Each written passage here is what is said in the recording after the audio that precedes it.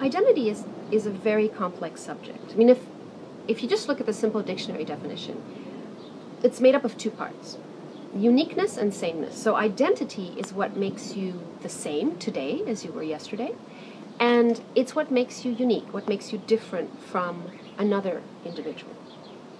Now, in today's digital world, I think identity has been thrown for a loop.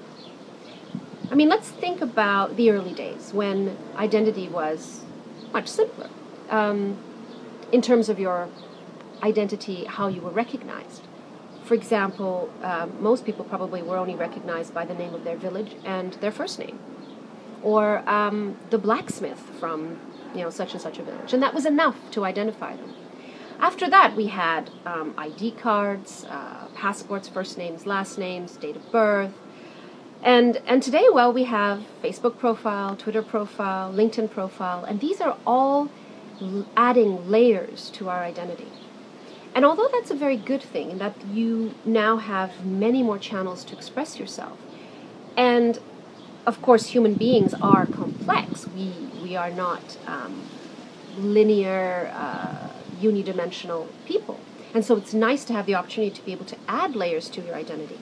But at the same time, we have to think about how these extra layers are fragmenting our identity, and how, in fact, we are losing track of the essence of who we are. For example, am I how I come across on a Google search? Am I my LinkedIn profile? Am I my Facebook profile? And the trouble is, because we often turn to the internet or to the web to look for people, how they come across, or even just to look for ourselves. I'm sure many of us have Googled ourselves to see how are we perceived by the world, because that's what makes us who we are now. That's what's always made us who we are, right? I mean, there's that old quote in French, le miroir c'est les autres, meaning that the mirror to see oneself is the other. Well, how does the other see you now? They see you through the mediation, if you like, of technology. So technology is mediating the way you are being perceived by others. And therefore, because that is a fundamental aspect of who you are, technology is mediating your very identity.